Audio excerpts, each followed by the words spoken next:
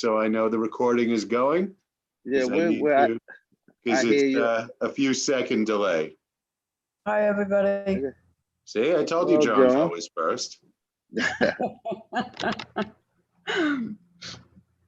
There we go. Yes, yes. I'm late tonight by 2 minutes. We are live on YouTube, so folks, please hold the cursing to a minimum. Yes. No cursing at all. Never. They sometimes slip out at city agencies. Not you, Chris. Not you, Denise.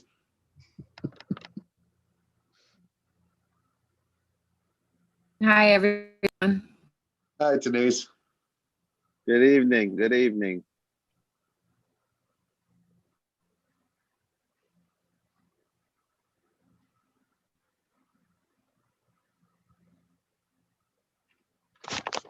Denise, you cut in and out there for a second. I don't know if you want to check your connection. I hope nobody got stuck in this rain.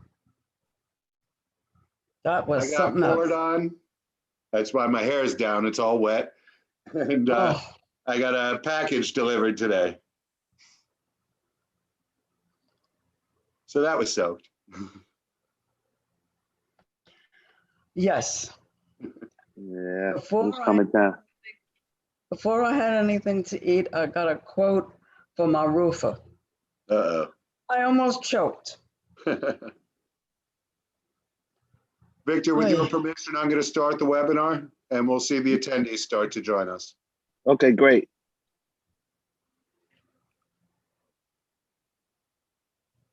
Just in case I didn't tell you before. All right. More folks are joining. We've got an attendee.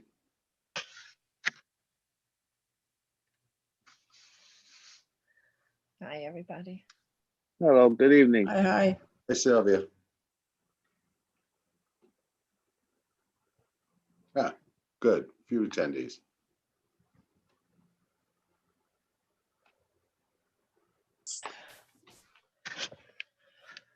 Hello, how are you? Hello, Nicole. Thanks for coming. No.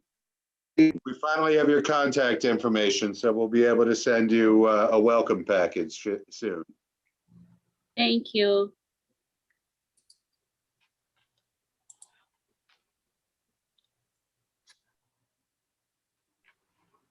And attendees, please just be patient. We're waiting a few minutes to let a few more people join us, hopefully.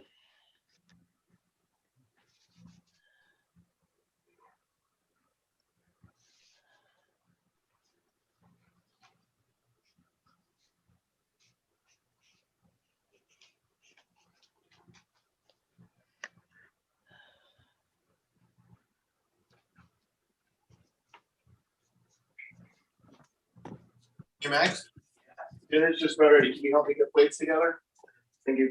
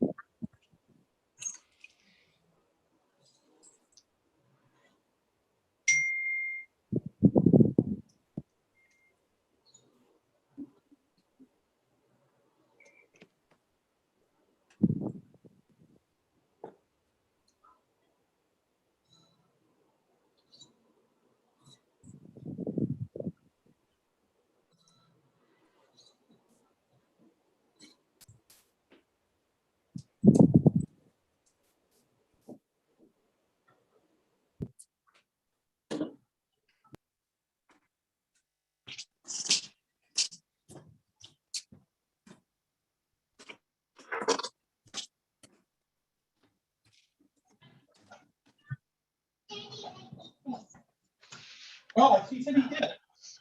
Okay. Put it back.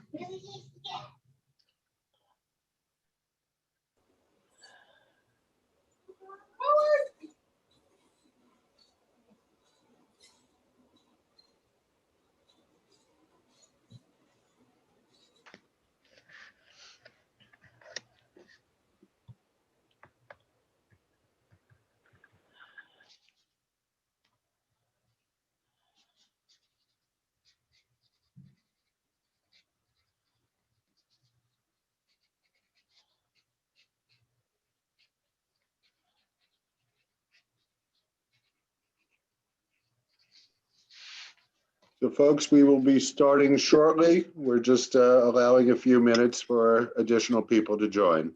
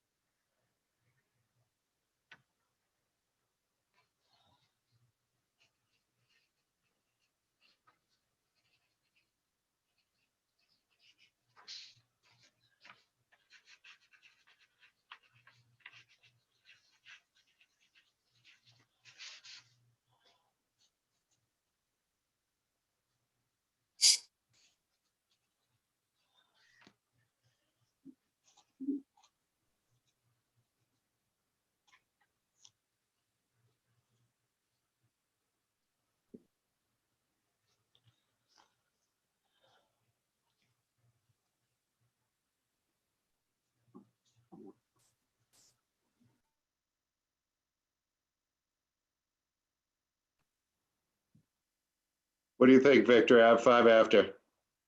Yeah, I'm ready. We're ready. I'm ready. All right, would you like me to start with The roll? roll call? Yes, sir. All right, so I'm going to mute everybody. So we are going to start with a roll call. Board and committee committee members, when I call your name, please unmute yourself, acknowledge that you're here, and then mute yourself again. If you are a board member, but you are not a committee member, I am going to write your name down, and I will announce you all together at one point during the meeting. So let's start with Victor Swinton. Present. Thank you. Fred Wolf. Fred Wolf. Sylvia Augusto. Yeah. Thank you. Johanna Bjorken. Here. Thank you. Joan Body. Here. Thank you. Stacy Boyd. Here. Thank you. Joseph Canali. Here. Thank you. Mary Jo Eister. John Fontillis. Zachary Jassy. Daniel Murphy. Catherine Walsh. Present. Hi. Thank you. As I said, if you are a board member but not a committee member, I am going to write your name down and I will announce you later on. Take it away, Victor. Thank you, Jeremy. Welcome everyone to the Parks Committee meeting. I appreciate you for being here today after our little rainstorm we had. So I appreciate it. We have Chris Yandal from the Parks Department. I hope I didn't butcher your name, as well as Tanisha Palmer joining us today.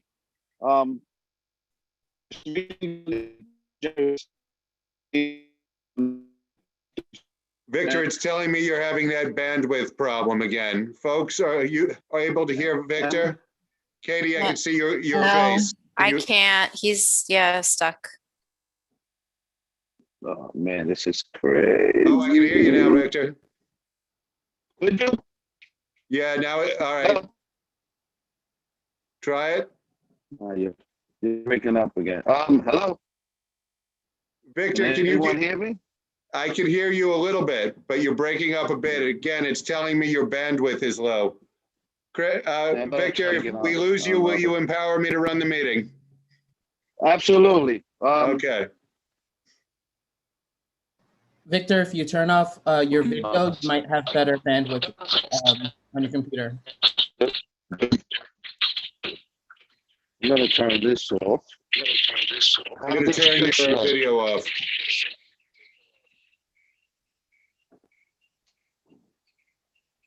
Did we lose Victor completely?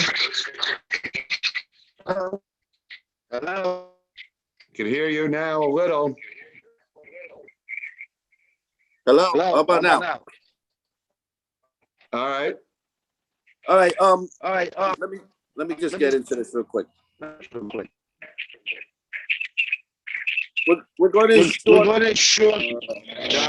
Victor, we're getting feedback now. Do you have two devices open? Showing two devices. I got you.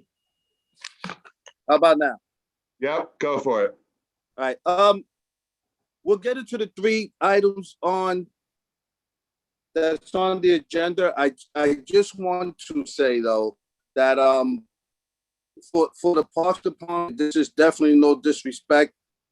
Just be mindful that the folks on the committee as well as on the board is very passionate about the parks that's in this district community board. So at one of the last meetings we had, some things got kind of personal, and that's not what I want to happen today. So please do not take their passion for an attack on you. It's just their passion, and they want their questions answered. So please do not take it as an attack. And as well as I say, just ensure that we give the respect to the Parks Department.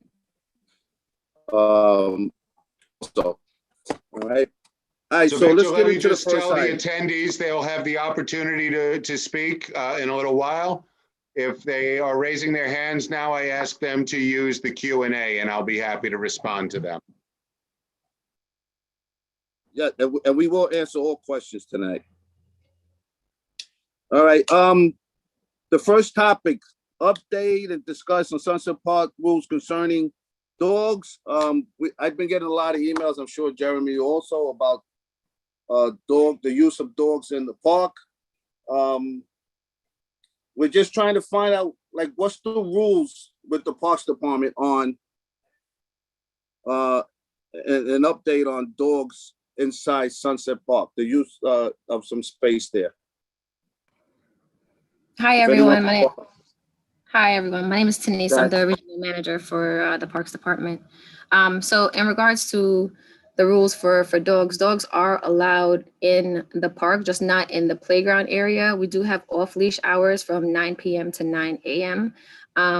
I know that there's been a large group of people who have been taking their dogs into the fenced-off area, which is not where they are allowed to be. So we have put a sign on that area, and also locked the gate so that way people don't go and use that area.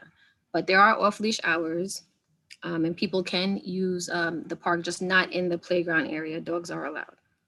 Dogs are not allowed in the playground.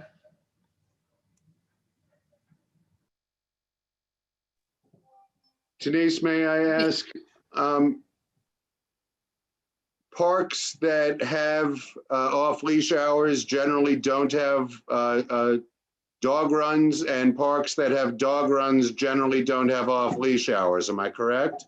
That is correct, yes. Thank you. Victor, So, I think you were Victor, saying something, but you were on mute. Yeah, no, I was just saying questions. We'll take some questions now from the committee and the board members. So there are a couple of hands up. Would you like to call them, or would you like me to take care of that? You could take care of that for me, because I don't even. All right, so we have Julio Pena first. Excuse me. I beg your pardon. I'm also trying to eat dinner at the same time. Thank you, Ms. Palmer. I had a question, and And thank you for the information in regards to off-leash hours, parks that have off-leash hours versus parks that have dog runs, and that clarification, because I didn't know that. I'm curious about the process by which Sunset Park and this board can request an official dog run area, because I think some of the folks who are here this evening, and myself included, even though I don't own or have a dog companion, would be very interested in creating or having a dog run in Sunset Park, and have been using some of the unofficial areas and fenced off areas as dog runs, and I think would be very interested in creating and having an official area. So I'm curious as to like, how can we go about creating that process? Sure. Thank you for your question. So the 4 things that we would need for an official dog run would be a group that is willing to maintain that site, an overwhelming community support, capital funding to construct a dog run to park standards, and also a site that's approved by us, by the Parks Department.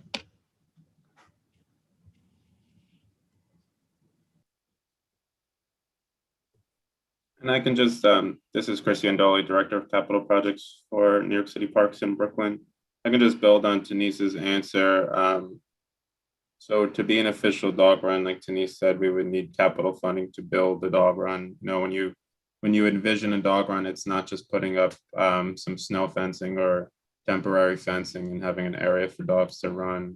When we build a dog run, you know, we do extensive drainage work to make sure that the site's properly drained of any dog waste. So there are several layers there. There's site grading that happens. You know, we have to take into account the trees that are in the area and things like that. So we're protecting all the horticulture.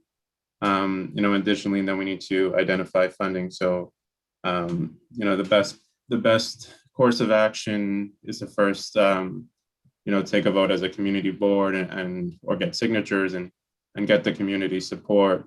But then it's to, you know, approach the council member or the borough president or the mayor's office or other sources of funding for capital projects in parks, and make sure that that desire is made aware, that those elected officials are made aware of the desire to have a dog run. So I'm not sure if We that's have had helpful. one experience with having a dog, of being petitioned by a community organization, and eventually voting on a dog run that's on 18th Street and 7th Avenue.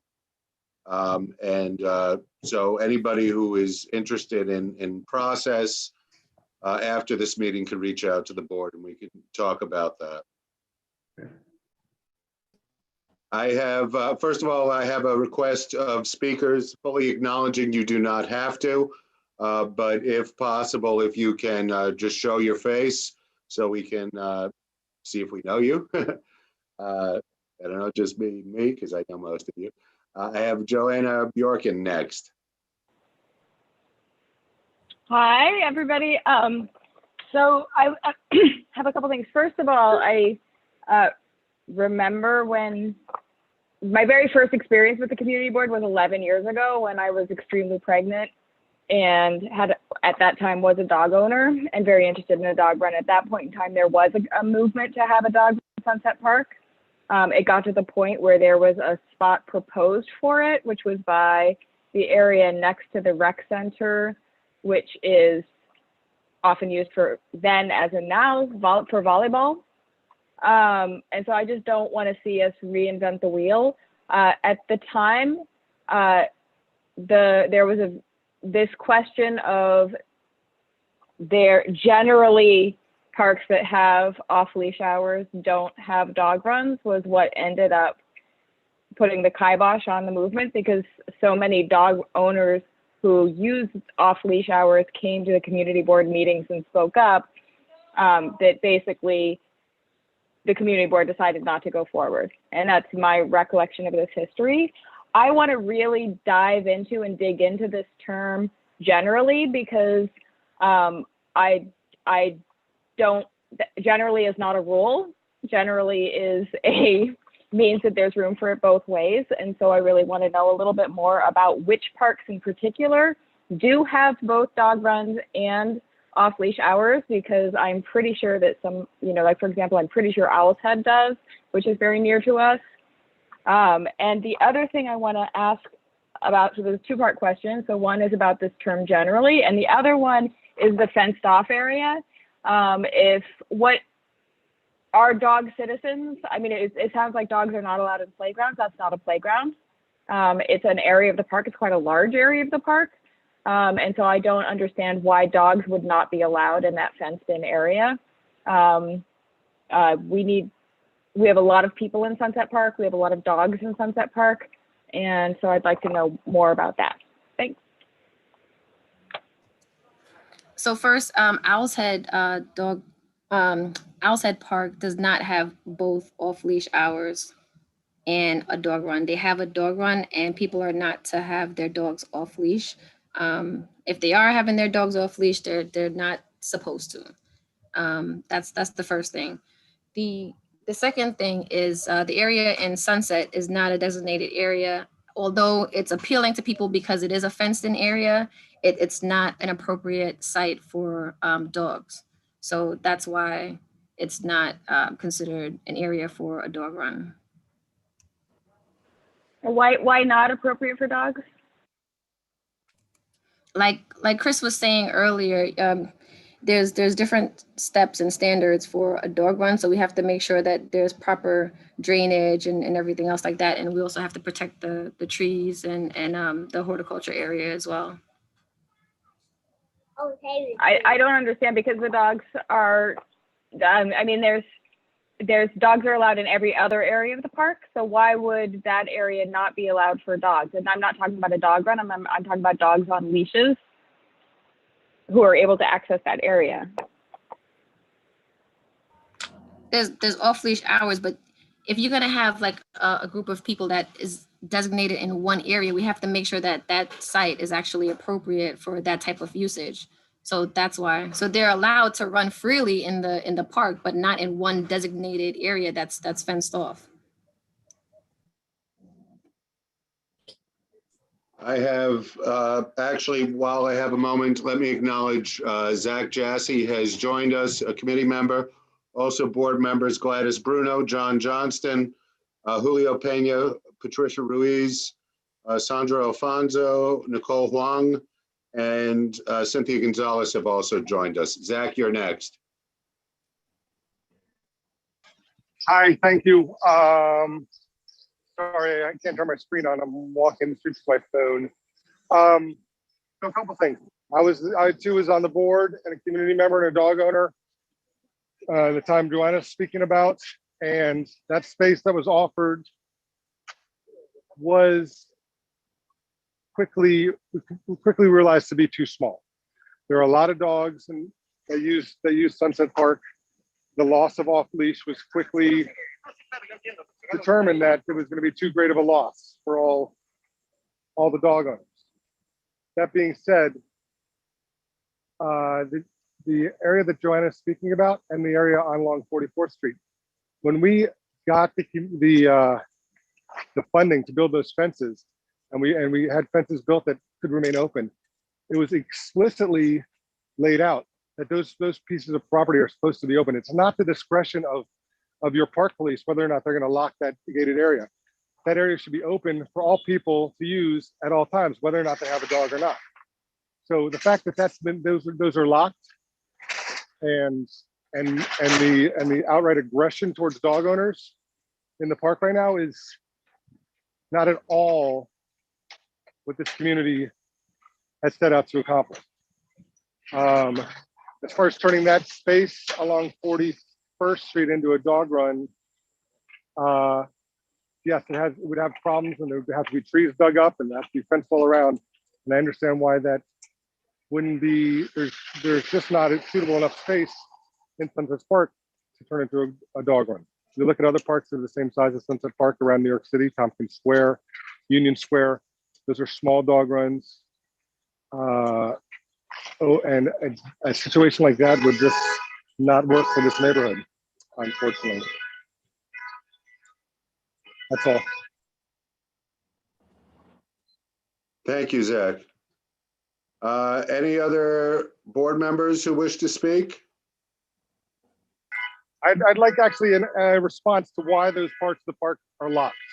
Because they're not supposed to be, we put the fencing in, we got the funding, that's a community-driven project. Why are you locking people out of a third of the park? Well, it's closed because people are using it as a dog run, which is not a designated area. So that's why it's closed at this moment. Only some people are using it as a dog run. People use that area of the park. There's so much enforcement you can do around the park and tell people not to use it as a dog run. You guys are letting this park get away from you. It's filthy. There's human feces everywhere. There are people urinating all over the place, and you guys decide you want to take out war on dog owners. It just doesn't make sense.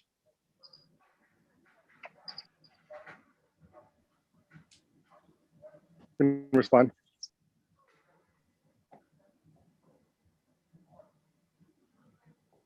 Okay, Victor, I see no other board members' hands up. Could we open it up to the public?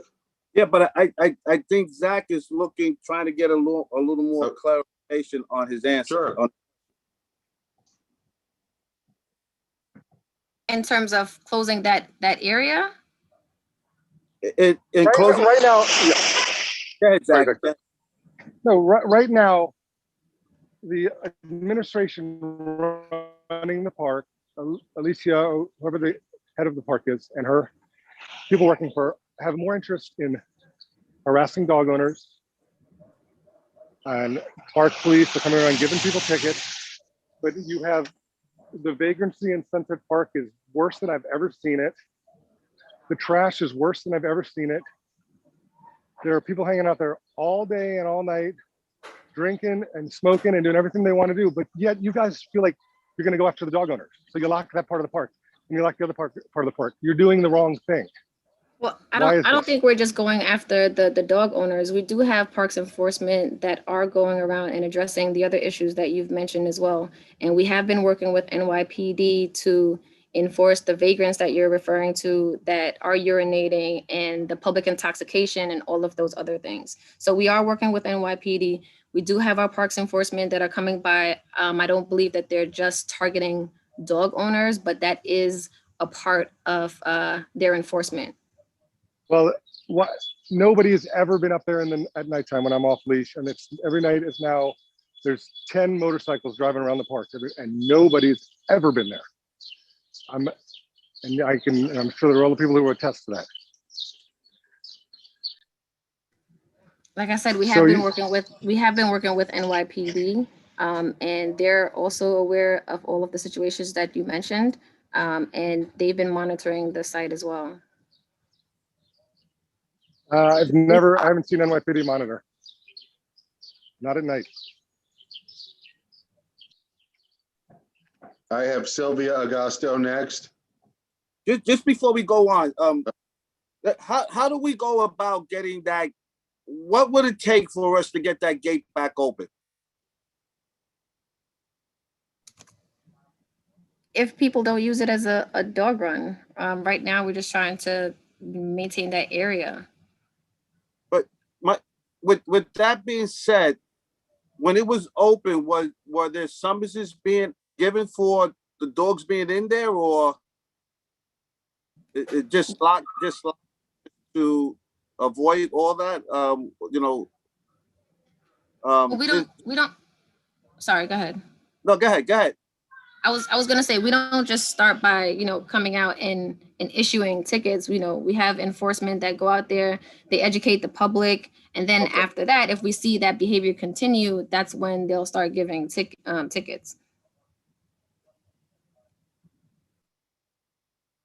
Okay. Go ahead, Jeremy, next. I have Sylvia Augusto next. I agree with Zach. A lot. There's young men driving around with motorbikes at all times. They're going through the fields. Nothing's being done. I know the 7-2 has tried with the people that are homeless and drinking and what they're doing, but it's still the same. I'm still worried about mothers coming in and out with their kids or children going to the park, and these guys are releasing themselves. They don't care. It's out of control, completely out of control. And you know, it's just gotten so ugly. It's just really, and the staff there, they're not taking and changing the bags before they leave at 3 o'clock. And then another thing they're not doing is they're not tying the bags to the cans.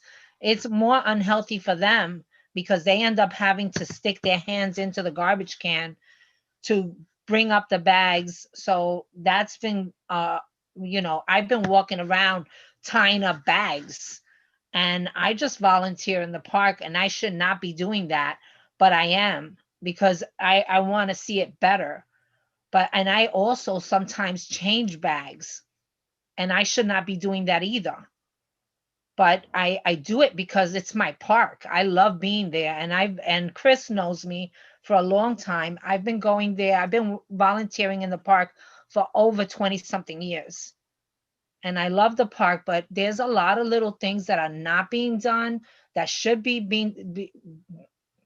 that they should do, and they're not.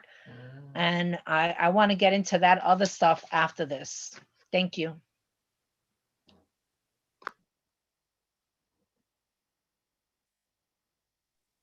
I have Catherine Walsh next. Yeah, I just something for all of us to consider. I know we're talking about the dog run. I know we're starting to talk about other topics around maintenance. But just to say, if you all have seen the news, there's this discussion we're starting to veer into, which is around like enforcement and the NYPD.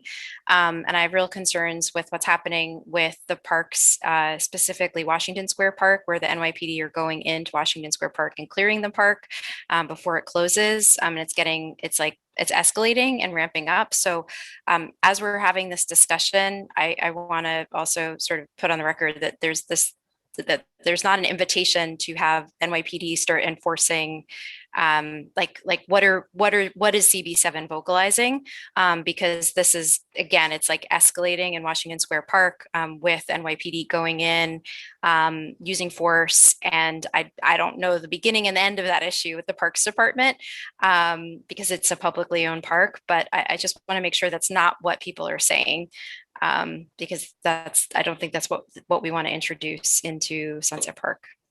So just started to hear that chatter a little and just wanted to raise that issue. I have Stacy Boyd next. Hi, I was going to save this for later, but since Sylvia and Zach also brought it up, I have concerns about the motorbikes that are running through the park. A group that I was with a little boy who actually got hit by a motorbike. And we talked to 2 different NYPD officers who said that they could not, he used the word enforce, but just basically stop them. He couldn't stop them from using the motorbike. So my question is, what are the rules around motorized vehicles in Sunset Park, and how can we get them somewhat, I guess enforce is the only word I know how to use, but how do we get them to stop using motorized vehicles in Sunset Park?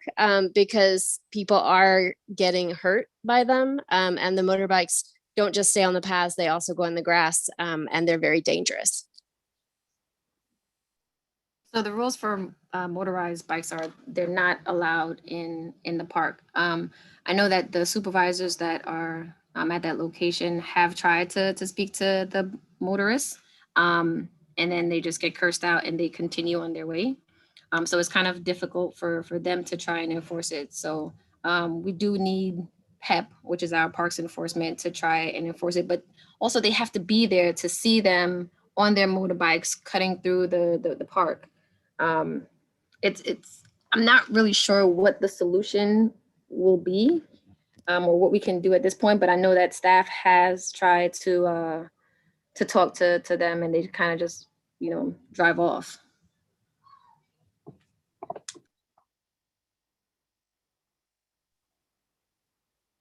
So we're going to have to address that in some fashion. And Denise, I'm going to speak to you we have a district service cabinet meeting this week. I'm going to speak to you about that enforcement, forgive me, issue.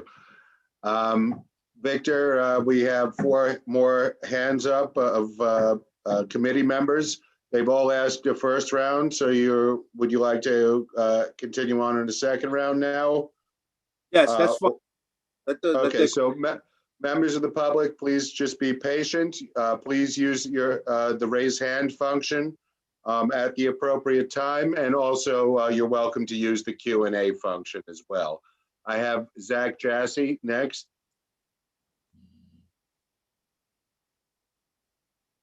Zach. Hi, thank you. Yes, hi, I'm here. Thank you. I've got to run, unfortunately, so I just wanted to say a couple things. First of all, enforcement, like Katie's talking about, that's not what anyone's asking for. We can't be afraid to use the word enforcement. There needs to be enforcement of rules. It's for everybody's public safety. Like, you don't have to tiptoe around that sort of thing. And and I respect Katie's opinion, and that's great, but that's not the board's opinion. That's a personal opinion. And then I wanted to talk about trash that Sylvia touched on. There are not enough trash cans. Trash can was removed from 41st Street and 6th Avenue because the park superintendent thought it would be a good idea to get people to stop dumping trash. Well, they still dump trash. There are nice new trash cans in front of the rec center, but around the park, they're rusted out 55-gallon oil drums. There's not enough of them. The park is a mess. There needs to be more trash cans, recycling containers. This is something we've been asking for 20 years. This is not anything new, and it can't be. And this has to happen. This is strong, and it's a great example of this community being overlooked in so many ways. Thank you. So in regards to the trash cans, we should be getting some additional trash cans soon to replace the rotted out cans and also to add additional cans. So those should be coming soon. Once we get them, we will be placing them in the park. Jeremy, before you go to the next speaker to ask questions, just let's keep this topic on the dog run. Maintenance is the third thing that's listed on the agenda. So if it's anything to do with maintenance in the park, let's just hold that so we can move through the agenda. So go ahead, Jeremy. I have Sylvia Augusto next. Well, I was going to speak in regards to the police department. I feel like the 7-2 is not aggressive here, and they're not doing, I don't believe that they would do anything to hurt anybody or do any of that. They're just trying to set up the rules and let people know that they can't do what they're doing. And they're trying their best, and they do it very nicely. I've never gotten disrespected by any police officer from the 7-2. If anything, they've always been super beautiful, and they go around and they try to do the best that they can with the situations. So I'm not worried about that. What's happening with Washington Square is not happening in Sunset Park. Thank you. I have Joanna Bjorken next.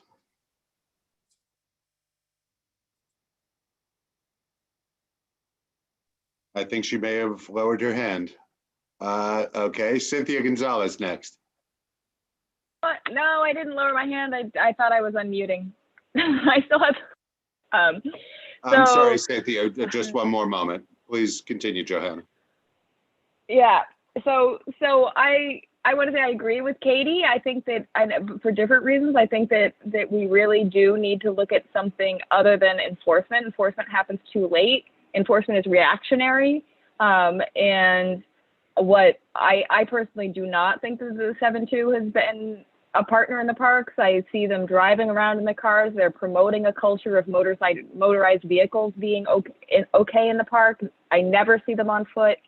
And I want, and in terms of like what can be done, getting back to the dog run issue, I think that when we're talking about what could be done to deter using the area as a dog run, unlocking the gates is the #1 thing, because if that area is being used for other purposes and there are people in there, then people aren't going to go in there with dogs and have their dogs off leash. I mean, it is not okay that those gates are locked. It's not okay that people can't get in there, and it's not okay that dog owners are getting summonses. I mean, in this day and age, it's like our dogs need space too, and they need places to go, and people should be able to go in there with their dogs and hang out on a blanket with their dogs like they would in any other part of the park. The fact that some of them are being used as a dog run, why should all the rest of the dog owners, all the rest of the park users be punished for that? That makes no sense to me. Thank you, Johanna. Denise, I have a quick question. Wouldn't removing the gate accomplish the same thing and not allow it to be used as a dog run?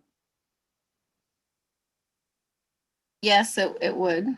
So perhaps that's a solution we might want to seek. I have Cynthia Gonzalez next. Yes, hi. You know, I have some comments and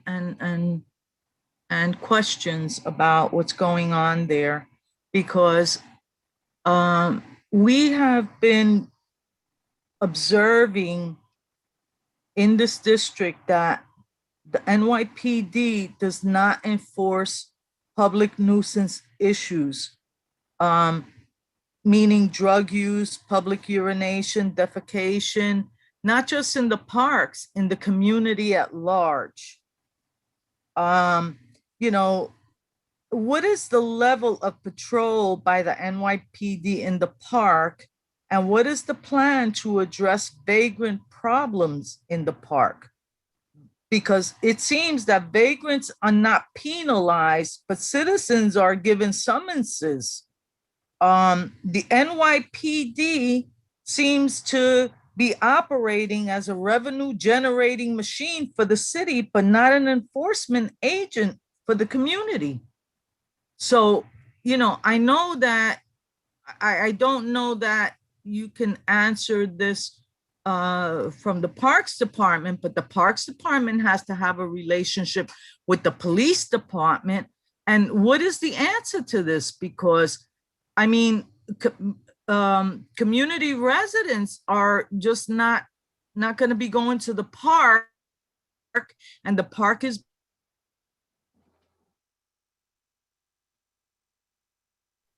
We lost you there, Cynthia. Cynthia? I see you're unmuted, but we can't hear you. Let's give her a moment, but this might actually be a good time to remind you that tonight is actually the precinct council at 7:30, so folks could address the NYPD directly. Mm-hmm. Were you able there you are, to Cynthia. hear anything? We can hear you now. Oh, so you didn't hear my questions that I had? No, we did not. Okay, I'm gonna repeat myself then. I said that the NYPD does not enforce public nuisance issues. No, Cynthia, we got that part. We lost about the last 30 seconds. Yeah, my question was, what is the plan to address the vagrant problems in the park? Because vagrants are not penalized, but citizens are given summonses. The NYPD seems to be a revenue generating machine for the city, but not an enforcement agent for the community.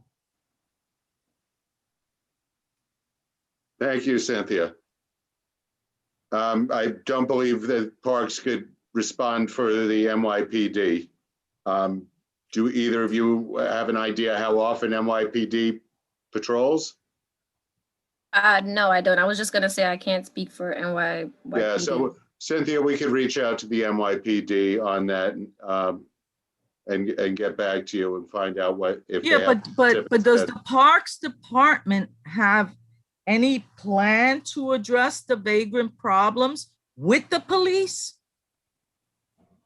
Yes, like I had stated earlier, you know, our parks enforcement have been going out there, and I think Zach had mentioned the other, the same issues that you were talking about as well. So they are going out there and addressing those issues. I have Catherine Walsh next. Sure. One of the things I just wanted to mention in this context, we're talking a little bit about solutions. Sylvia, I've gone to your park cleanup days in Sunset Park, made new friends. It's awesome. So like getting involved with Sylvia, these are hacks. Okay. These are not like systemic things. But really to say like Sylvia has been incredible with the work that she's done in Sunset Park. So that's one way people can step up is to help. But I just, this like whole question of like enforcement and this and that, and like police. So something that is missing that other communities have and other neighborhoods have done, they've stepped up and they've created or they've stewarded, I'll put it that way, open streets. And that is so more specifically, right?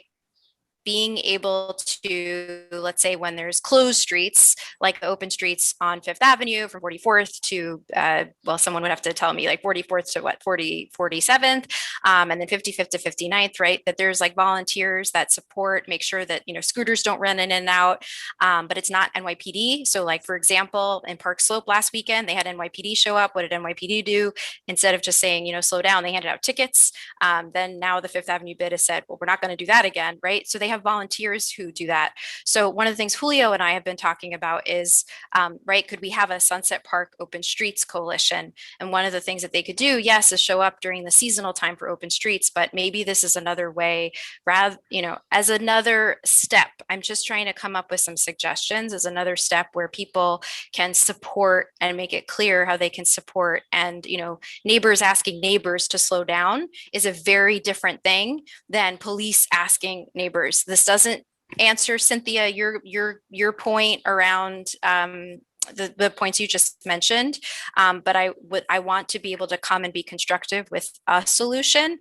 And so stay tuned. We have talked, you know, Sunset Park Open Streets Coalition as a step in a direction. And so I hope that is something to offer to this group and to our community. Victor, I don't see any additional panelist hands up. I have 2 attendees hands up, and I know a couple of them wrote things in the Q&A. I'd be happy to read if they don't raise their hand. Can I open it up to attendees? Yes, please. I see we're up to 4 now. I have Vanessa Cordero. Vanessa, you can unmute yourself.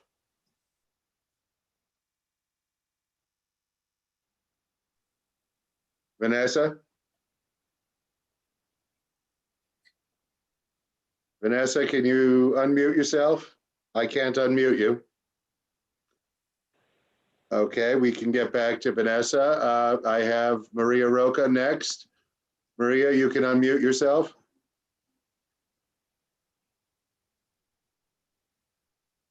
Perhaps there's a problem with that function. Here we go. Here Oh, we are. maybe No, not. There's not a problem at all. Good evening. I'd like to bring the conversation back to the issue of yes, a dog run, not a dog run. By asking, I think it was Zach who made a statement that at some point when the new black fences were installed as a part of a and this is what I am adding as part of a participatory budget capital project. Zach said something that the areas were deemed accessible to the public, that was part of the understanding, or I don't want to use the word arrangement, but maybe the understanding of why the public was willing, interested in upgrading those fences. I was very involved in all of that. I don't recall that agreement or understanding was ever arrived at. If there are fences from 41st to 44th on the 3 bluffs, from 6th to 5th, more from 41st to 44th, and from 44th, sorry, up the hill, it is a safety issue. The fact that that land is not level, the fact that that land is at a steep angle makes it unsafe for anyone to really be there. The reason originally that fences were put up were because people, primarily children, were seriously, and I'm seriously hurt, like in a wheelchair, and I believe at least one child lost his or her life playing in that area and not having anything to stop them from going over the retaining wall of the park. So that why the fence was put up, why there were gates. The gates were there to allow parks personnel to come in and do maintenance, whether it was cutting grass or whatever. I know I don't have a dog. I don't necessarily feel one way or another, but I do not believe that it's safe for a dog, even because my windows face the 41st Street side of the park. From 41st, I can clearly see 41st to the first path in the park. And many a time, there is a dog that even in a playful manner will all of a sudden appear out of nowhere to the passerby on the sidewalk and stand on the retaining wall, on the stone retaining wall, and maybe bark, and not necessarily aggressively. A few times he has been very aggressive over the years, but just like saying hello. And the person just jumps and screams, which then, of course, who knows what the reaction might be from a dog. You know, they're an animal. They probably more scared of the person screaming and yelling. And so I believe, I'm just saying this as a background to why the fences were there and why those areas were deemed not accessible by the public on all three sides, from 5th to 6th on 41st, equal same on 44th, and 41st to 44th. For maybe some people who don't remember or have never heard this, though this keeps coming up at all meetings that have to do with the maintenance of that area, or who's using it, who's not using it. It's also gets used, people jump the fence to sleep there at night on a warm night, or have sex under the pine trees. And anyone who has windows, along those areas has been seeing that for decades. But it is not officially, as far as we understand it. And by the way, this is Maria Roca, the founder and chair of the Friends of Sunset Park, that was founded in 1995. What is your question? Well, it's not a question, but I see this conversation going back and forth, around and around. And in order to get to a point where there might either be an understanding, a solution, you need perspective, and you need to know why up to this point, maybe there is no dog run in Sunset Park. The area, I have never seen a dog run on an area that is sloped as those three areas that I just spoke about are sloped. I believe you need a flat area in order for any dog run that I've seen. Correct me if I'm wrong, Ms. Palmer. And I'm sorry, I missed Ms. Palmer's title at the beginning when she was introduced. If somebody can repeat that. I'm the regional manager for West Brooklyn. Regional manager. Okay, thank you. Friends of Sunset Park members walk the park all the time, clean up, report to the Parks Department and to the NYPD and to the Fifth Avenue bid situations that we come across that are either unsafe or not secure for all the residents, regardless of who they are, for all the patrons of the park, regardless of who they are. So the issue with a dog run or not, I think needs to be more focused, needs to be more, and maybe a Parks Department meeting just to that, issue. And hopefully, maybe once we can be face to face, I hope may help, because we're not going to resolve this tonight. We keep going around and around and around. And I think in order to resolve it, there are factors, and that's all. I will tell you that many a morning, particularly when the windows are open on people who live along 41st Street and they talk to each other, beginning at 5 o'clock in the morning, the dogs start barking. And when sometimes there are 15 to 20 dogs in that strip, not only at not that early in the morning, I just want to make sure about that, but a little later on. And they're playing. That's what they do. That's what dogs do when they see their friends. Like, we get excited when we see our friends, and they start barking, not because, just they're happy to see each other and they're enjoying themselves. So Maria, that has to be, excuse me, that has to be kept in mind as well. Sunset Park is a very small park that is across the street from residences on all four sides. Hey. So, okay, thank you very much. Thank you, Maria. all right. Any other questions? Yeah, I have a couple of more. I have Jacinda Quinones. Yeah, just let me say this. If it's not on the dog run, we're gonna get to the maintenance part, because we'll be here all night trying to mix it around. So if it's on the dog run, we'll take your questions. If not, please hold it till I'm pretty sure Ms. Quinones is about the dog run. Okay, great. Jacinda, you can unmute yourself now. Can they see us? No, just here. Okay. Hi, my name is Jacinda Quinones. I am here with Eileen Young, my friend. Just to give you guys some background, I am born and raised in Sunset Park. I have lived here my whole life. I have been walking around with QR codes and getting signatures from people within our community who really want a dog park. And I have 400 signatures up and ready to show you. I emailed the spreadsheet to Jeremy today. The reason why the dog owners of Sunset Park are petitioning for this dog run is due to an event that occurred last summer. We used to use that specific area on 41st Street, higher up, where you can unlock and walk through the gate. We would be there between the hours of like 5:30 to 7:30 p.m.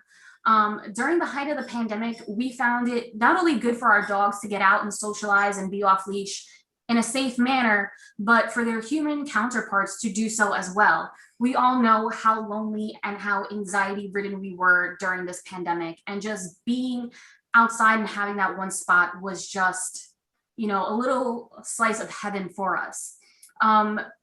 An unfortunate event occurred where the park's police were called on us and we were escorted out of the park. Since then, that kind of has put a fire in our bellies to really try to go for this community dog run.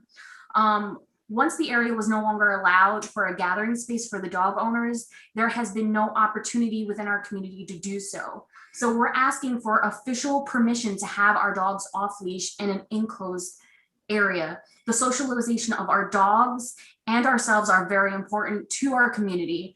And while we do understand that there are off-leash hours between the hours of 9 a.m. to 9 p.m., there are a vast majority of people who cannot make it during these hours because we have to be at work by 9 a.m. So, and I'll be honest with you, I'm not going after 9 p.m. I'm scared. So, there's these open area fields and pathways that do not provide, secure areas for all of our dogs or for us to be in. And after 9 p.m., I will tell you, I have gone to the park at 8 p.m. where the sun was starting to set, and there was a group of men chasing another man, and had my partner and I not intervened, I'm pretty sure somebody would have found a dead body in the morning because they were beating him with a stick. I understand that the question of maintenance comes up, and the people who do go to this park with their dogs and who are petitioning for this dog run, we have committed ourselves to taking care of this area, to clean it up frequently, to make sure there's no additional work for the park employees. We also have several ideas for fundraising and for additional gates. The ideal spot that we would like, I don't know, can I share my screen or no? So I have to make you a panelist to do that. Victor, can I make her a panelist? Yeah, that's fine. How long is this presentation you have? 2 pages in the PDF. That's it. Yeah. So Jacinda, I'm going to make you a panelist, but I'm going to call Santiago Sosa first, and then we'll get back to you when you can do your presentation, okay? Okay, ready when you're ready. All right, so Santiago Sosa is next. Hi, yeah, so I kind of want to echo even what Jacinda was saying about like the off-leash hours.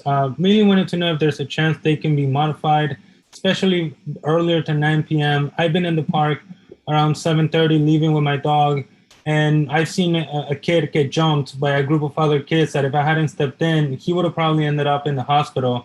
And I mean, it just makes me very uncomfortable to go to the park, you know, at 9 p.m. when the sun is down. It's definitely dangerous. And, you know, if we can't get a dog run, it sounds, even if we do, it will take some time. There can be an earlier dog run off-leash hours.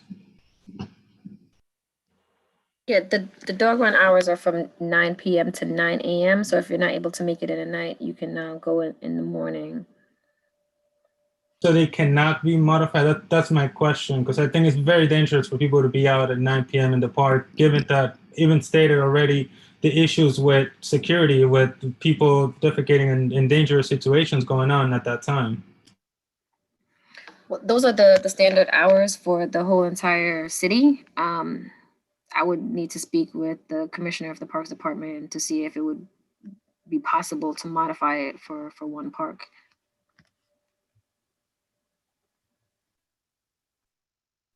Thank you. Really appreciate it. Okay, I have, so Jacinda, are you ready? You can unmute yourself? Yes, we're ready. Okay, so you can share your screen now.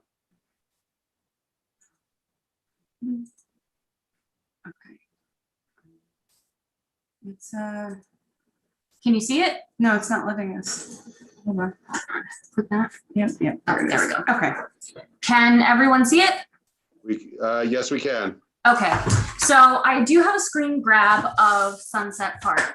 Now, the area in question, which is where I think, I believe Maria was mentioning that she doesn't like how the dogs bark, is right in this area right here. Now, that's where all the co-op buildings are. So we were congregating in this area specifically before, but as she stated, there is a deep slope there and it can be a little, you know, tricky to get down there and get to our dogs by the stone wall.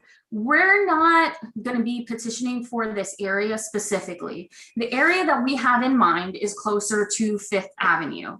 So already at 5 a.m., there's already the hustle and bustle of New York City going on. So what we're asking for specifically, because this area is not used at all, and when it is used, it's being used by, you know, the people that we typically don't want, who are defecating under the trees and drinking alcohol and hanging out here. We would prefer this area because it's already partially, you know, gated off. So there would only be a need to gate off, you know, like right here or right here, and then along the stone wall. So it's near a commercial area. There's already a lot of people there early on in the morning, truck deliveries to our local grocery stores and everything like that. Again, this is also a flatter area and a safer area for people and dogs to be in, which is what our main idea is. We are willing to compromise if this area is off, you know, limits for whatever reason. Again, the reason why we chose it is because there's hardly used by the public and the fact that there are already fences up. Another potential area could be on the other side of the park. Hold on. Yeah. Okay. Sorry. Another idea would possibly be in this area. That tree isn't there anymore, by the way, which is already on like 5th Avenue. This is Key Food. You know, it's commercial area. Again, the hustle and bustle of New York City is already going on, and it'll be less likely to wake up anybody who's maybe asleep during whatever times that people go to the dog, let their dogs loose at that area. I will tell you, I have never seen 15 to 20 dogs all at once at the park and the off-leash hours. So I'm not sure how, anybody's really there at 5 a.m. I really don't see it. But like I said, I have this petition that's been going on for a while, and I've been talking to the folks within our community, and there is a lot of interest. And I do strongly believe that this would be good for our community and good for our park. I think, having a specific dog area will help deter, vagrants from being in specific areas that we don't want them near. And especially look at the size of our park. There was a park that recently had a dog run put up in their park, and their park was literally a third of the size of ours, 1/3 of the size of ours, and they were able to put up a sizable dog run. I think this is possible, and I think this is something that we can move forward with positively for our community, and that a lot of people may agree with. Thank you, Jacinda. Wait, sorry, one more thing. Yes, the stone retain, I understand Maria's point when she said the gates were put there for the protection of the public, but along between 6th and 7th on 44th, that is completely wide open. And there is that still stone retainer wall with no fence.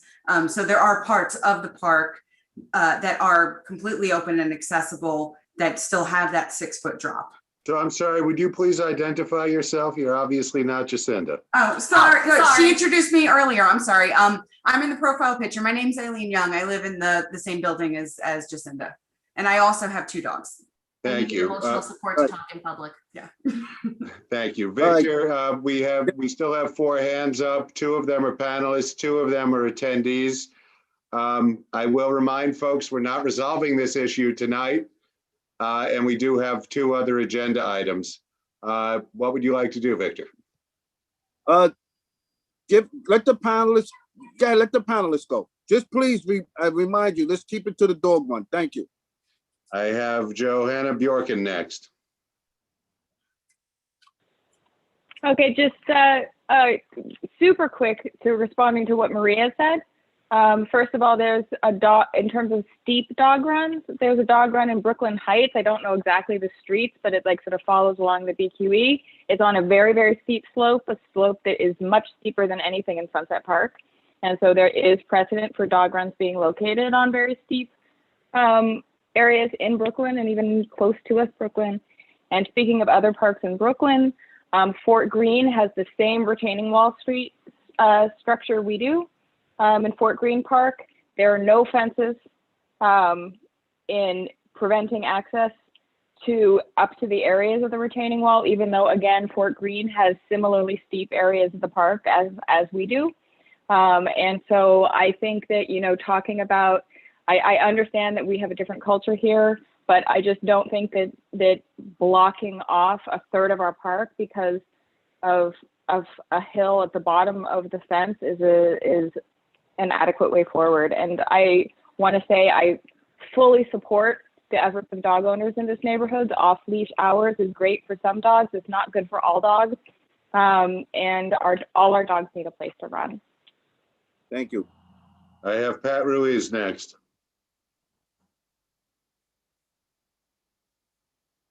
I have a question, and I guess it goes to Victor and Jeremy. Is it possible, in relation to the concerns of safety, could the Parks Committee and the Public Safety Committee have a joint meeting inviting the precinct and the Parks Department so we're all on the same page? And for those people that are not able to participate with the precinct council meeting, at least can get some straight up information from everyone in the same room or in the same Zoom webinar. You beat me to the punch. I think that's a great idea. And we will set that up. Thank you. So I have Aniele Gomez Britton wrote in the Chat, throughout the winter and spring, the fenced-in area was used freely, and then a lock and sign was placed on overnight. No public education happened prior. Folks get ticketed at 9:01 a.m. for having their dog run around after 9 a.m. There is clear aggression. We want to come up with a solution, especially now that the pandemic has changed people's lifestyle. A petition is floating around with 600+ signatures at the moment for a dog run. What is the immediate step to allow dog owners to feel welcomed? Well, as was stated, not to take from Tanisha, as was stated, to have those times adjusted, she will have to have a meeting with the Parks Commissioner. Like you said, I don't think that's going to be, could be answered. And Tanisha, please take it over if I'm wrong. Could be answered tonight.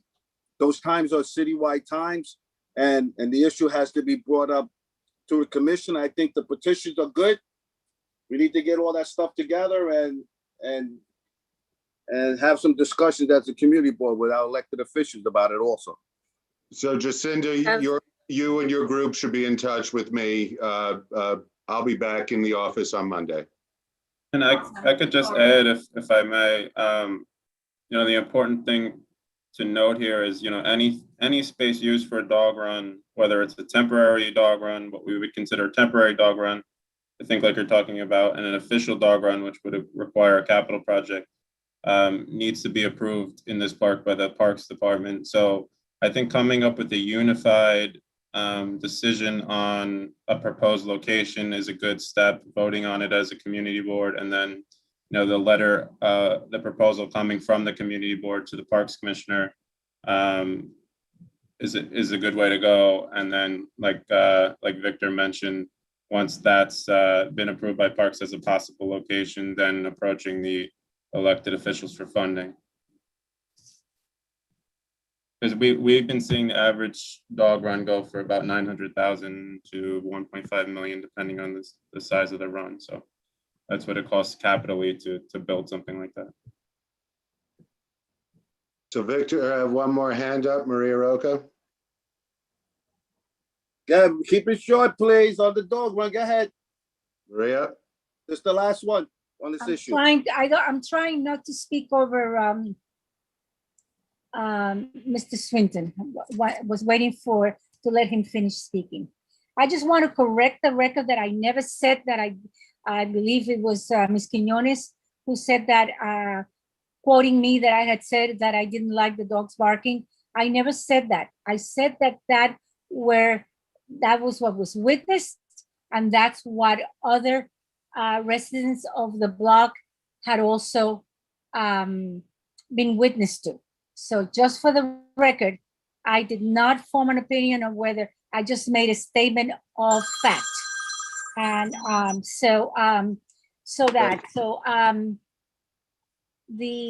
guess that was it. And also that, is there a petition or a going around by any chance? Is this the only petition, the one that Ms. Quinones has, it's presented on? Is that the only petition that is going around? That's the only one I'm aware of. Okay, thank you. Okay, let's get to our second item. Thank everyone for the questions. Update on existing and upcoming capital projects in Sunset Park. Chris, you're up. Sure, I can share my screen if you'd like. You can share it now, Chris. Okay.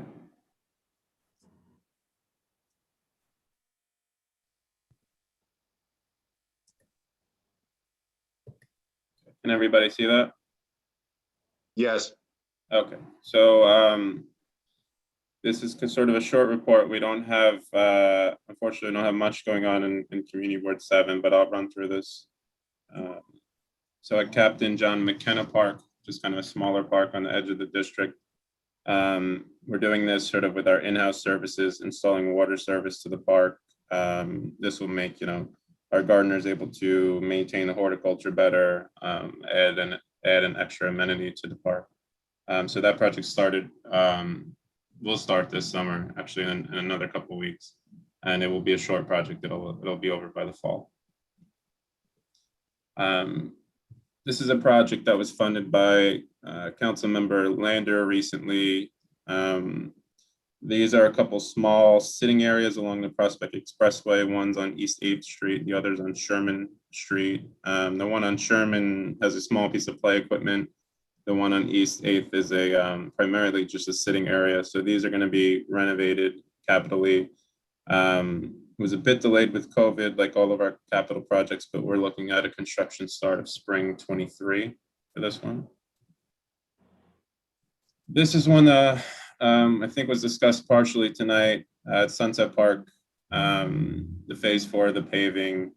We recently completed this in fall of 2020. So this included that grand staircase and then some interior paving. This is a project in Sunset Park as well that just started construction. This is renovation of the handball courts on site, the ones that are next to the swimming pool and rec center. Pretty straightforward project, basically what we consider a replacement in kind through participatory budgeting funded by Councilmember Menchaca. So this should be done by spring of next year, if not earlier. Rainbow Playground, I have to say, is probably one of the best scope meetings we've ever had. We had this one on site before the pandemic. It was a very diverse crowd. We got a lot of good community input. I think the design that we came up with was well received by the community. So this one we're looking at construction start of fall 22, and that'll be a 12-month contract. And then lastly, there are sort of renovations coming. Renovation is not the right word. There is construction coming to the Sunset Park Recreation Center, likely in spring of next year. So the idea here is to enclose the atrium space and work on some of the HVAC and heating and cooling issues in the building. This will make it generally a more year-round usable space. As you know, right now, a lot of our rec centers were designed sort of as pool houses, and we use, you know, the gym in the summer as a changing area for the pool and things like that. So this will sort of make this a quote real building and a real rec center, and just give us more flexibility in the type of programming we can offer in the center. I will certainly come back to the board and give updates on this one, as I know it's going to be important as we get closer. But I just want to note that we are working on a phasing plan so that we don't intend to close the building in its entirety at any point. You know, portions of the building will be closed during construction, but we are working out a way to phase this project. So that's the end of the presentation. But if it's helpful, I know I've touched on it before at previous meetings, but I can show folks on here that aren't familiar a way that they can track the projects on our capital projects tracker, if that's helpful. So let me just stop sharing really quick and I'll pull up another page. Chris, while you're doing that presentation you just gave us, could you send that to the community board so the committee and the board members could get that also, please? I definitely can, yeah. Thank you very much.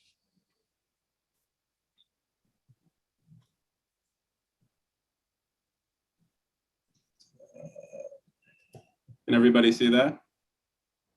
Yes.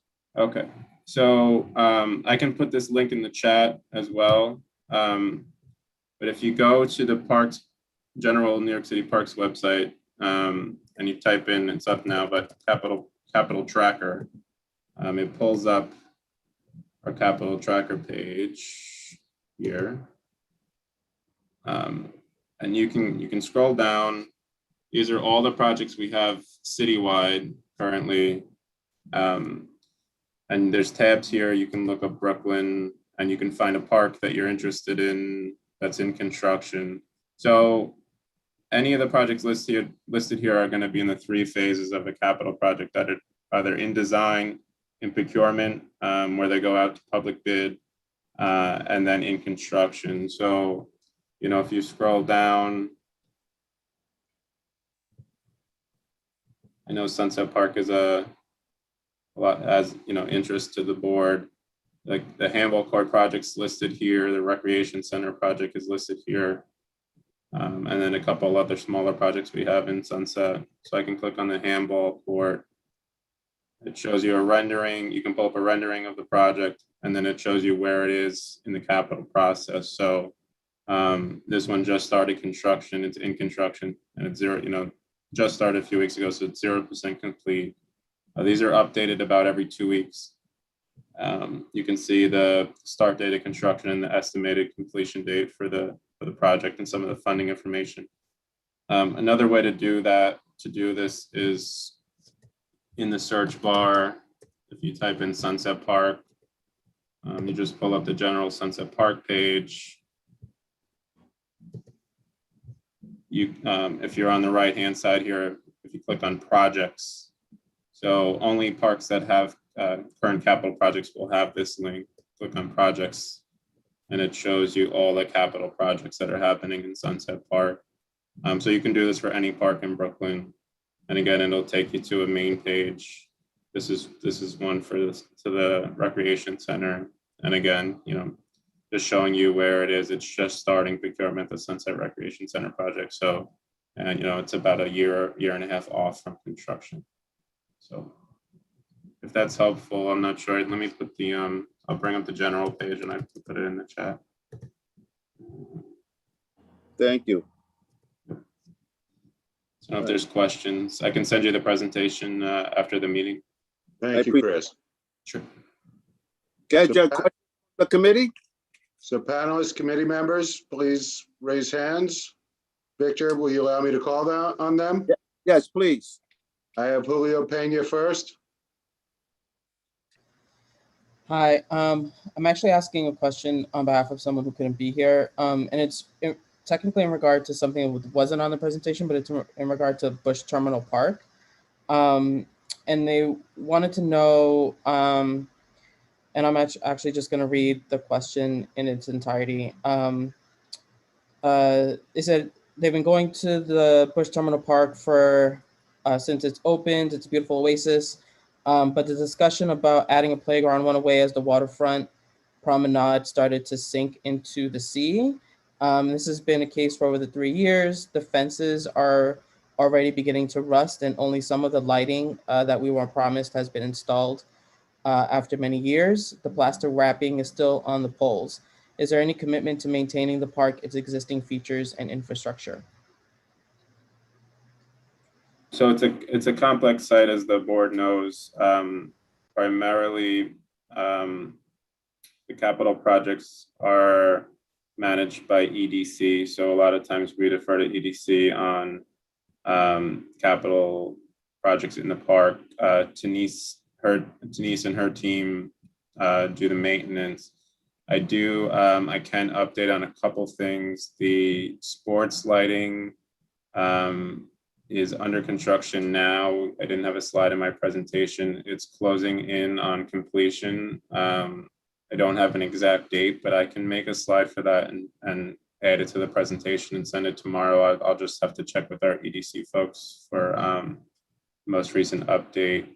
We're also working with a neighboring developer, I think came to the board as well, Steiner Studios, on a playground proposed for the site. They've shared some documents with us. It's going through internal review at Parks. I don't know. Like I said, I think they've been to the board. I don't know what kind of discussions they've had with the board. But again, it's sort of another sort of complex relationship. But we are reviewing some of the documents that they've given us for a new playground. And I think once anything's solidified, we would come back to we would come back to the community board for approval for any sort of playground or new addition to the park. I don't, Denise, if you have anything to add maintenance wise on the park. No, not right now, Chris. I know that I have seen the contractors, they installed some additional light poles out there, and they did tell me that they were nearing completion.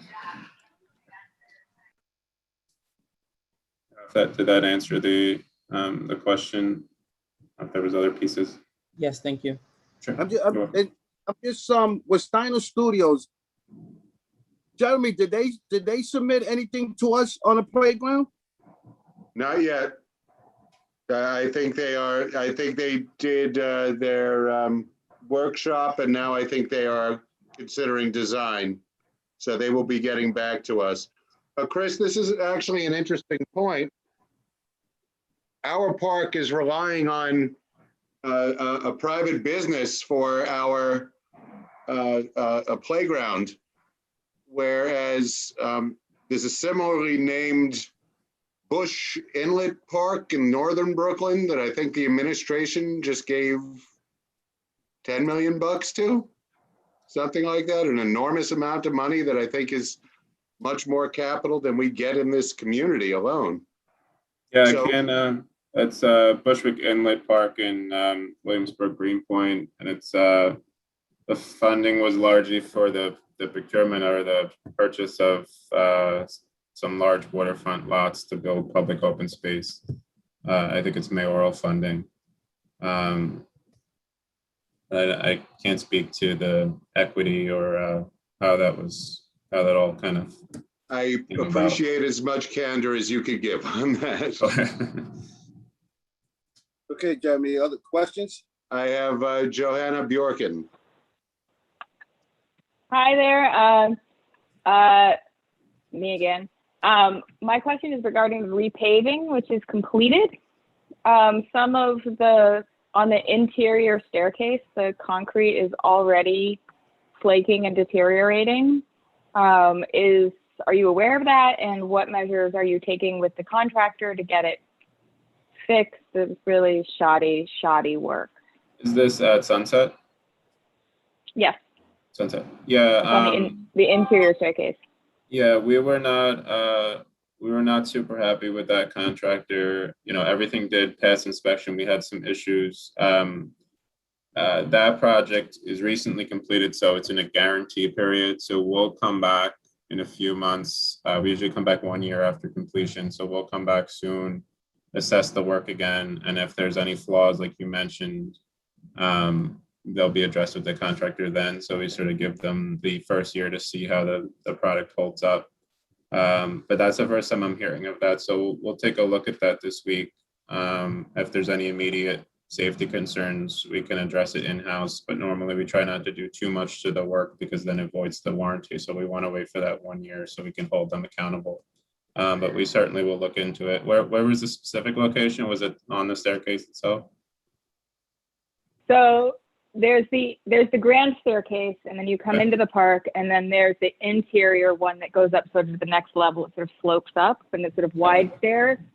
And it's on a lot of those. It has the same sort of crumbling that we saw on some of the sidewalks on Fifth Avenue, where at first it was just like a little bit of crumbling here and there, and then now it's like a total disaster. So. Right. No, that's good to know. This is, like I said, it's the first I'm hearing of it. So we'll definitely check that out, and then come time for our guarantee inspection, if we need to hold them accountable and have them repair it, we can do that. Thank you, Johanna. Chris, just quickly, I'd love to know where they got their concrete from, because I have another concrete job from another agency, which was terrible, and I have a theory about this. I don't know. So Victor, I don't see any additional panelists' hands up. Can we have one attendee hand up? Yes. Can you guys hear me? Or this is Katie. Hi, Katie. Hi, sorry. I just wanted to be a little bit more specific about Bush Terminal Park, just to understand oversight and accountability. There's a part where you enter Bush Terminal Park and there's a fence, and that's the part that's falling out into the water. Who is responsible for that? That's what's been fenced off for several years now. Can you clarify? The sinkhole on the side there? Right. Yeah, we as in Parks is responsible for the maintenance of the site.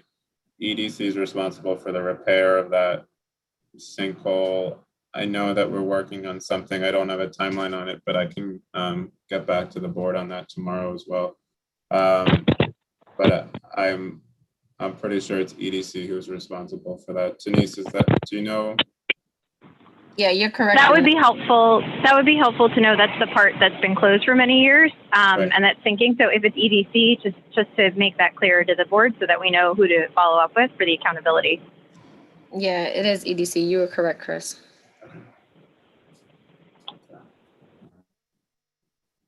Thank So we would you. appreciate any help with the board can do to push EDC on that as well. It's the accountability part that's the difficult part with EDC. We have Maria Roca next. Maria, you can unmute yourself. Here we are. So this question is for Chris or for Tanis. It's also about the area, the main entrance on 43rd Street. The lights, the park lights were disconnected, and we were told it was related to the work on the stairs. However, it's now going, I want to say maybe a couple of years since that entire area, all the lights are along the Fifth Avenue path, the first, from the street up to the first path, all those lights have been out 24/7, as well as some of the lights going up the 41st and the 44th Street lights that happen to be on the same circuit. That in and of itself has exacerbated the security and safety situation in those areas of the park.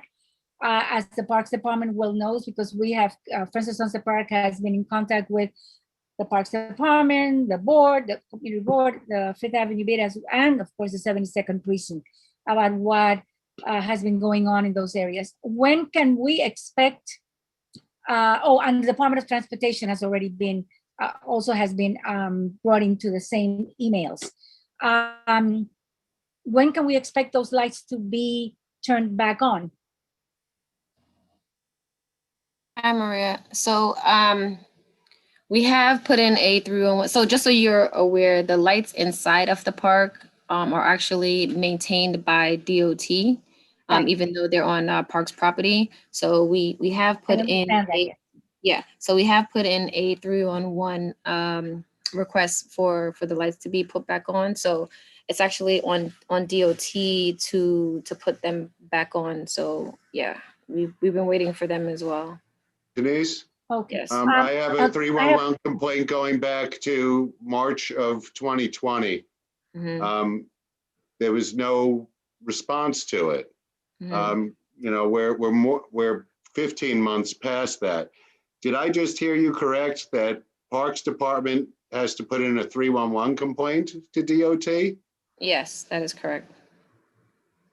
Because DOT is the agency that maintains the lights within our parks. I am very well aware of it. I just wasn't aware that city government agencies under the same mayoralty had to communicate through 311. I was not aware. Yeah, that's one of the problems we have in all these conversations tonight and many nights in these meetings, is that apparently the agencies don't have a formal system of communication and whatnot. But that's something. That aside, Tanis, by any chance, were the lights on the sidewalk, right, the park sidewalk by 41st Street that are out of order, with those included in the 311 complaint? I believe so, because what happens is, so every month we do a light outage report of all of our properties. So we have, it was basically the majority of the park that was out. So that should have been included in it as well. Okay, I will follow up with an email including Marty and everybody else, but I will include you in there because those, the lights that are on the sidewalk that were put in there to shed the light onto the steps, the 41st Street step and the open area where people were sleeping overnight and having sex on the lawn and so forth, they seem to have been vandalized. And this has been going on for years. and they get repaired and they get vandalized again and they get repaired. But anyway, we are Are you referring to the NYPD lights that they had? No. Those have requests, and I will forward that email about the 4 light high beam. What do you call it? Standalone, or the one on the mobile unit that was taken away, and we've asked that it be brought back. Given that the lights in the park are still out of order. No, I'm talking about on the sidewalk. There is a post that faces the steps with a light that shines all the time, that it's a permanent light pole that lights the steps. Then there's another light that faces the green area, the slope area to the left of the steps. And that's also has been an area of concern of for safety reasons and security reasons for many, many years, for decades actually. And when people want to do what they want to do and not have lights be shining on them, they get vandalized. Nothing new, whether it's Sunset Park or anywhere else in the anywhere else. So that's why I was asking if maybe if DOT is going to come out and send a contractor out to do whatever, that hopefully everything gets done all at once. All the repairs get done at the same time, and all the lights are put back into, are looked at, are repaired if they need repair, or are put back online at the same time. Thank you, Maria. Thank you. And sorry, just to follow up on that, I know that there was a contractor in the park. I was told by supervision maybe about like 2 weeks ago, if I'm not mistaken. I just need to follow up and see like what happened with that. But I know that there was someone there. They had turned on some lights, and we were hoping that it would have been fixed. I just have to follow up to see whether or not that has happened. Thank you. I have Sylvia Augusto next. Okay, so in front of the rec center, there's a light post broken, and there's no lights in front of the rec center at night. There's at least 4 lights off there. Then on 41st and 6th, there's a couple of lights by the basketball court, they're off. Then on 44th and 6th, there's lights off over there. Then you have the lights from 43rd Street or on the first tier where the construction was. From 43rd to 44th, the lights are on. From 43rd to 41st, completely off. So there is a lot of lights off. And there's actually a light, maybe 2 lights off by the tables by the bathroom that's on 44th off by 6th Avenue. Those tables there, there's 2 lights off there too. So there's a lot of lights off because I walk my dog there at night, and it is scary. It is scary, and people are lucky that nothing really, really bad has happened that we know of. Maybe it has and we don't know. But anyway, that needs to be taken care of. But the one on 41st from 43rd where the construction was, that's been off since March or February of last year. During the whole time, 1.5 years now, we've been calling, I've been referring it, and I've been sending out emails, and nothing. But now you have a problem right in front of your building, right in front of the rec center. There's 4 lights off. And if nobody has told you about it, they should have, because that is not right. Thank you. Okay, Victor, I don't see any additional hands up. I believe we have one more agenda item. Yes. Good. Yeah, the next one is update on maintenance issues on Sunset Park. We did talk a lot about the issues, the maintenance issues in Sunset Park.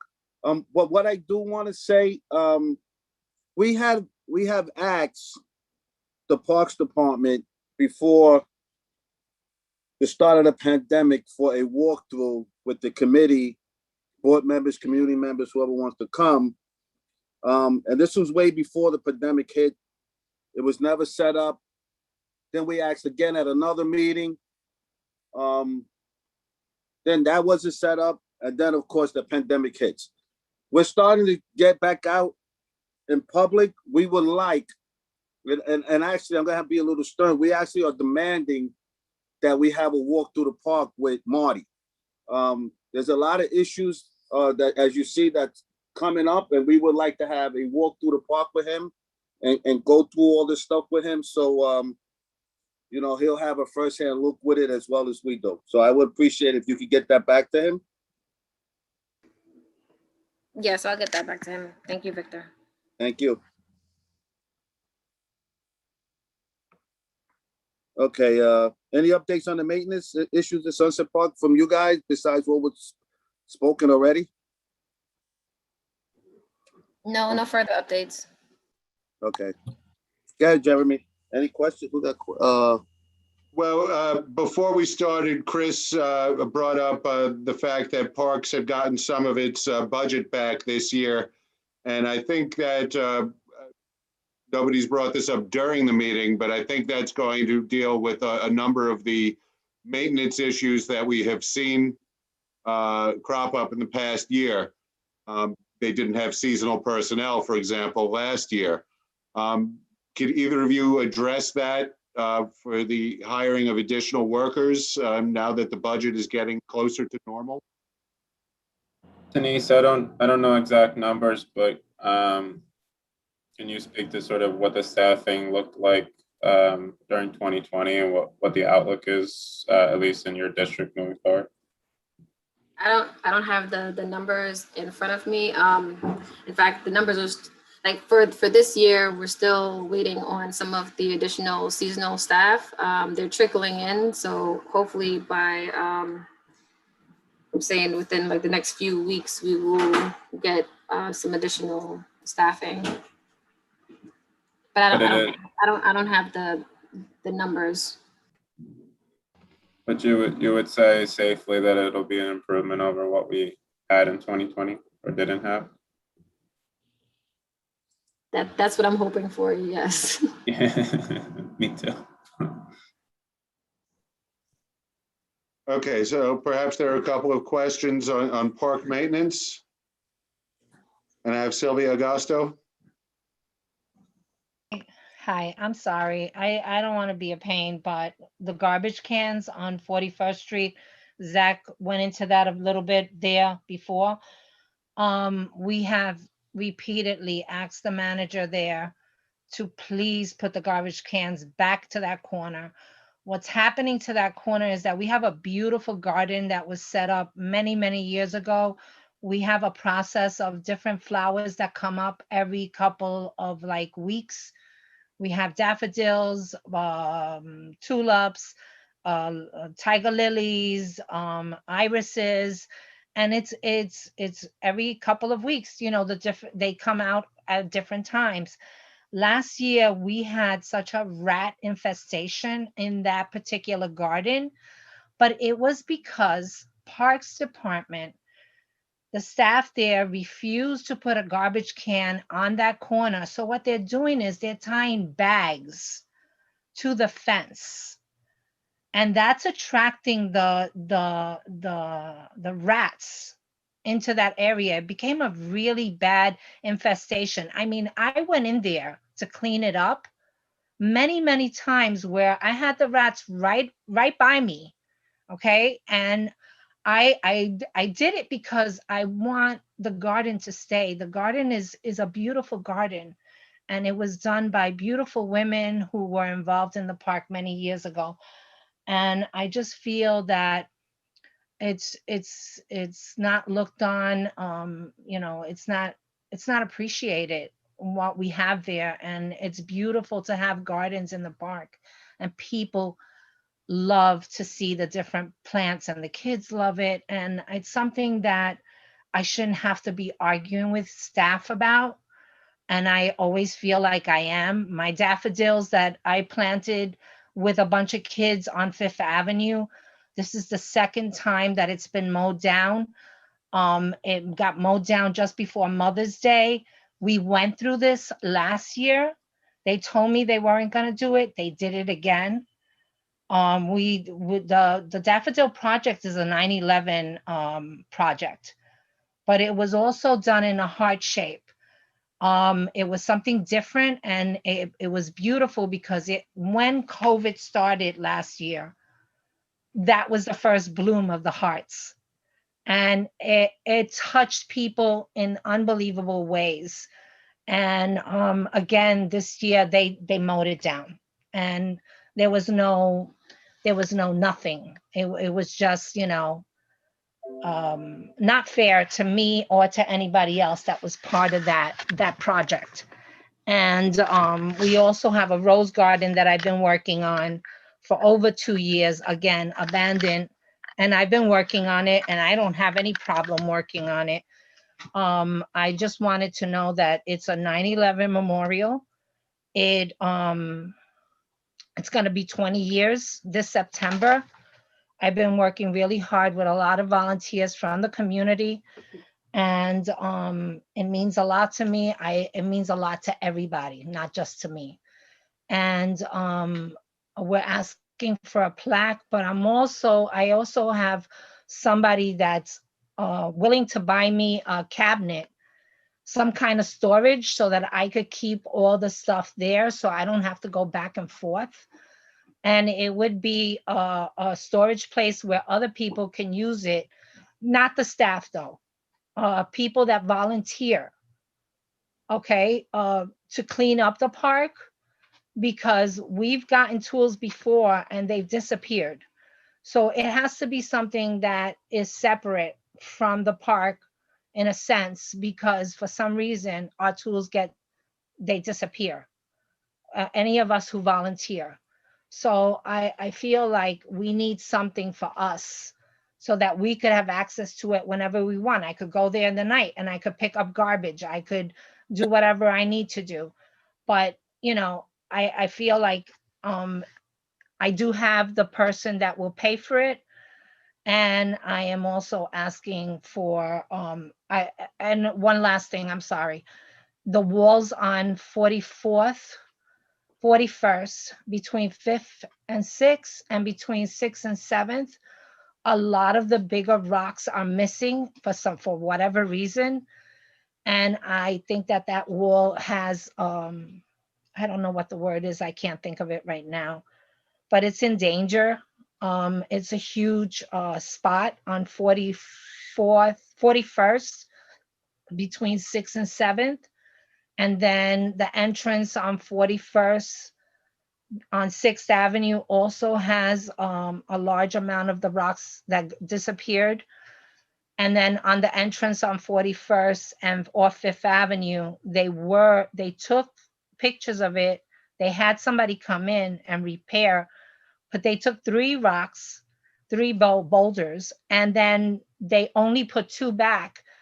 If you look at the work that they did, they put like this much cement in between the rocks. So of course the last boulder could not fit, but it was supposed to fit, and it didn't. They didn't do the work the right way. And it's in jeopardy of being, I don't know how long this wall can hold up, missing all these boulders. I don't know. I have no idea. But in regards to maintenance, I think that these are things that are very important to address because of danger of this wall collapsing in any way. So yeah, that's it. Thank you.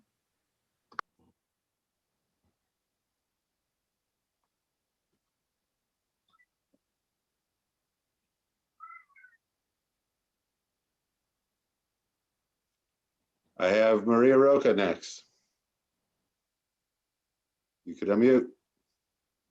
Okay, so I just want to underscore and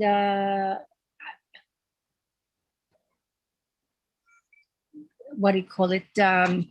Support what has just been said about the retaining wall. The retaining walls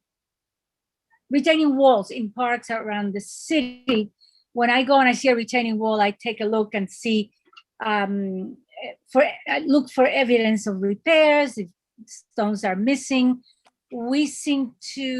Sunset Park seems to have had a bad run with that retaining wall, but the majority of the stones that disappear from the wall are not falling off. They have been the result of vandalism. People may not have anything better to do at times or whatever, but then the second part of the issue is that when they are recovered and they are set aside and because I've asked people stronger than I to pick them up and put them in a place that is out of sight until parks and alerted parks in writing, so they can send someone right away and place in a secure place until someone can be found to put them back. That process has not worked. And we have to find a way, because that those stones are not easy to come by. And also we need to train someone or someones to do that work. That is specific work. The skills that are needed to repair retaining walls of the kind that Sunset Park and other parks have a particular way of being maintained. These retaining walls are landmarked. These are part of the history of our neighborhood, the history of our city, and the history of parks in the city of New York. And I am not sure why that has not received the attention and the respect that they deserve, because by not caring for that retaining wall, whether it's a safety issue, a historical issue, we are disrespecting everyone who lives in the community. We are sending a very bad message to our young people that we, the adults, the responsible adults in the room, do not care about the neighborhood and do not care to preserve our institutions for them when they grow up and they have children. So for all the money that we're spending, and we're spending outrageous amounts of money, even though it's never enough to maintain our parks and to try with the upkeep and hopefully build more green space, we are not doing certain things that would save money in the long run and send a very positive message to everyone. But I always think about the young people, that they need to know that there are responsible adults in the room that care about the neighborhood, that care about them and the built environment. Thank you. Thank you, Maria. Victor, I see no additional hands up. Okay, great. So Tanisha and Chris, I want to thank you guys for being here tonight and answering the questions. Again, people here are passionate about that park and the topics that was on the agenda today. So thank you for bearing with us today. But again, please insist to Marty that we want to have that walkthrough. As you see, there's a lot of issues there. And we want to have that face-to-face conversation with Marty. So I would appreciate that very much. And to everyone else here tonight, thank you for being here. Thank you for your questions. I appreciate it. Good night, everyone. Thank you all for coming. Have a good night. You All too. right, good night, Bye-bye. everyone. Thank you.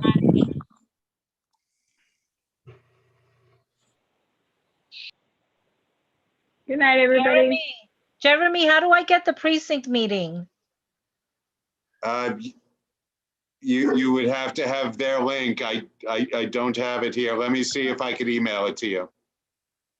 Please and thank you. All right, you're welcome. You have my email?